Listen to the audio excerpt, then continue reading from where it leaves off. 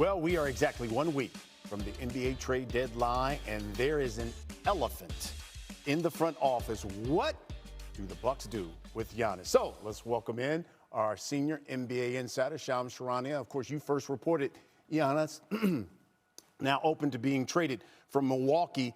I guess, what are you hearing about the chatter, best landing spots for Giannis Antetokounmpo? BC, there's 4 teams that have emerged as the strongest suitors so far in the process for Giannis Antetokounmpo. That's the New York Knicks, Miami Heat, Golden State Warriors, and Minnesota Timberwolves. But it all starts with the price point. And my understanding is the Bucks, in all trade conversations around Giannis, have asked for a blue-chip young player and or a surplus of draft picks. They are getting some aggressive offers right now that include all-star caliber players, multiple draft picks. So they're going to sift through offers this week, next week, and see, does anyone rise to that threshold? The Bucks have also indicated to teams that they're not in a rush. They could handle this in the offseason as well if they so choose, but there's a double-edged sword there with that as well, because Giannis will have a little bit more control come the offseason, because next season will be essentially an expiring contract. He has a player option in 2027. So that means that any team that trades for him has to know whether he will sign a long-term extension, which means it will have an impact on Giannis dictating, potentially even more in the summertime, where he goes. Yeah, well, I guess Giannis obviously set the social media on blaze last night when members of his family tweeted out that picture of him at a Miami Heat game. We'll see what happens there. Let's go to the West, the Rockets. Their title chances took a hit. Steven Adams, as you reported, season-ending surgery on his ankle. He was the veteran there on the boards for them. We know that Fred VanVleet, he's been out with an ACL. So what does this latest injury information mean for Houston? What do they do?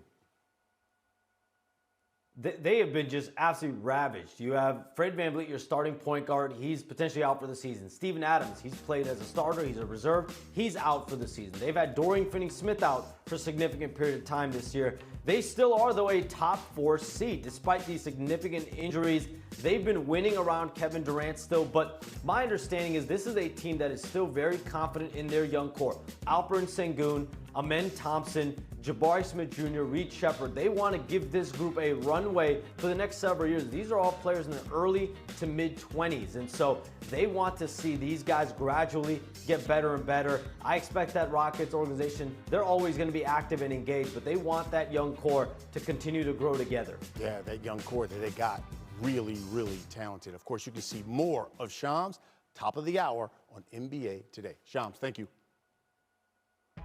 So Giannis is the prize of the trade deadline. Where will he potentially land? Now on .com, our front office insider Bobby Marks breaks down which teams have the most to offer for Giannis, including the Warriors, Knicks, Timberwolves, and Heat. All teams, Shams reported, are vying for the All-Star. So let's go through how difficult Bobby projects it to be for those 4 teams to add Giannis on a scale of 1 to 10, with 10, of course, being the most difficult. So Bobby gives Golden State a 2 to pull off a Giannis trade. Jimmy Butler's $54.1 million salary is a necessity in any deal. Golden State could also include Jonathan Kuminga and Braden Podziemski and up to 4 first-round picks. Now, a move to the Heat receives a 7. They have a cap room, young players, Terry Rozier's $26 million expiring contract to include in deals, but Miami can't trade a first-round pick until the next decade. It is tougher for Minnesota, who gets an 8. They have no first-round picks available, and they're walking on financial tightrope. Landing Antetokounmpo could require some deadline maneuvering from their president, Tim Connolly. Now, the Knicks,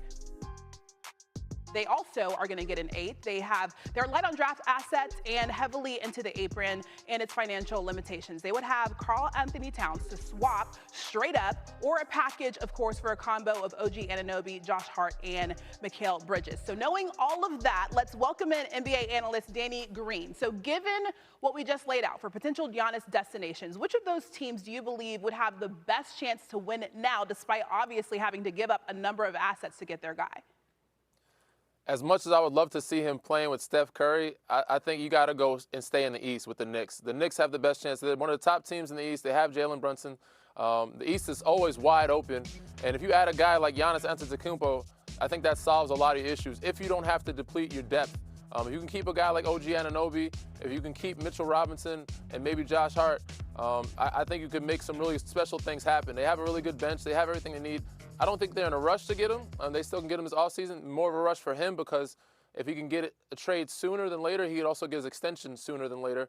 But yeah, I think the Knicks are probably the best suited for him to win a championship right now. I want to talk about a team that we didn't talk about, the Rockets, who are without two key cogs for the foreseeable future, and Steven Adams and Fred VanVleet, who suffered a torn ACL last May. What is this year's ceiling for KD in Houston without those two guys? It's going to be tough. They're a really good team, and this is a big loss. Steven Adams is huge for them. You know, he starts. He's their second big.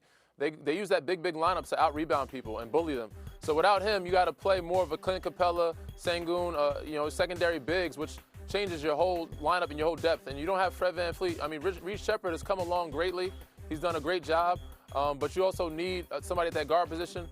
So if they want to win now, they probably have to make a move. But if I'm them, I'd sit tight and wait till next year and everybody comes back healthy with Steven Adams, Fred VanVleet, and company because you still have a real shot. But yeah, right now I don't see them going any further than the Western Conference semis. Okay, so the Rockets are currently 4th in the West. They have the Hawks tonight. Danny has NBA today at 3 Eastern right here on ESPN2. Danny, thank you. Yesterday on this very show, somebody should take this pointer away from me. On this very show, Joe Fortenbaugh was all over the red-hot Charlotte Hornets on the road against the Grizzlies. Take a listen. Probably my favorite one, Charlotte, -2.5 over Memphis in this matchup tonight. Charlotte has been an absolute wagon, and people aren't really noticing. Take a look at this. Since the start of January, #1 in the NBA, and not only offensive rating, but in net rating. They've been laying it on people. So yesterday, Joe was not the only one to shout out the recent Hornets run yesterday. Check out this from last night's Inside the NBA. Ernie, since you calling me out, break out your little pad again, please. Oh, come on. The Hornets are not. Hold on. I love. Just the other day, ball, January 24th, okay. Hornets are in the play-in. Change it. Change it. The Hornets are going to be in the playoffs. I bet, Chuck. In playoffs. The Hornets are going to be in the playoffs. I bet everything I got.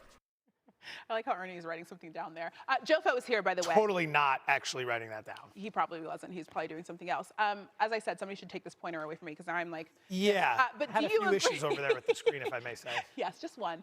Do you agree with Chuck there? Yeah, from one gambler to another, challenge accepted. To make the playoffs right now, Charlotte's 4-1, which means $10 bet returns 40 in profit. There's a lot to like. 34 games remaining. I don't want you to pay attention to that. I want you to pay attention to their point differential, plus 1.6. That's how many points the Hornets are outscoring the opposition by on average this season. That is better than Toronto, Philadelphia, Chicago, Atlanta, and Orlando, all teams that currently rank above this squad. Their problem is what happens in close games. They're 0-6 in games decided by 3 or fewer points. You flip that, this team is nasty. You saw what they've done in January. #1 in net rating, #1 in offensive rating.